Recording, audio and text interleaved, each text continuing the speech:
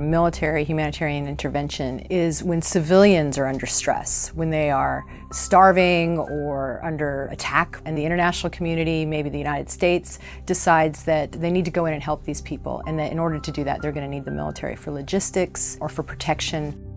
The responsibility to protect is an international norm. What it basically means is that it is the responsibility of governments to protect civilians, and that if they can't do that, that it's the international community's right and responsibility to intervene in order to help those civilians. The human rights community considers it an incredible evolution of norms. On the other hand, this can be considered a violation of sovereignty. I mean, who gets to decide if somebody's going to come into my country and intervene because I'm not taking care of my people? There's definitely a balance there. Humanitarian interventions vary widely. You can have a natural disaster, in which case you're basically bringing in medical supplies and food and water.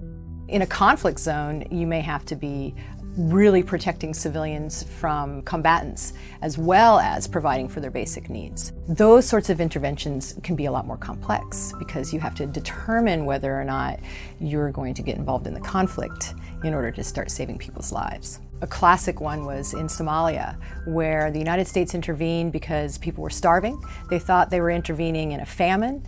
When they got there and they realized that actually the causes of the famine were warlord conflict, it quickly started to escalate.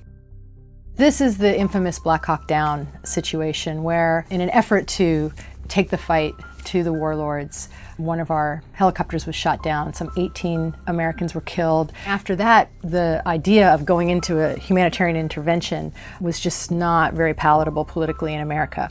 It led to reticence to get involved in the horrible genocide happening in Rwanda. But we have also done humanitarian assistance in the Balkans. We've done all kinds of disaster assistance. Deciding whether or not to conduct a humanitarian intervention is not easy. You have the sovereignty issue, and you have to think about what are the root causes of the crisis.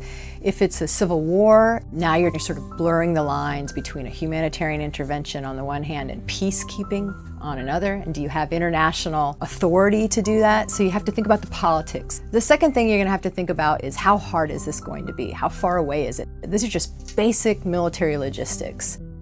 One of the other considerations is how long are you going to stay? People always talk about exit strategies, and they're easier said than done. Another thing to consider when you're thinking about doing a humanitarian intervention is whether it will be unilateral or multilateral. You definitely have more legitimacy if the UN has decided that this is an R2P situation and other countries are going to get involved and help you. That said, it complicates things. I mean, it's much easier to just do things by yourself, especially when you have the kinds of capabilities that the United States has.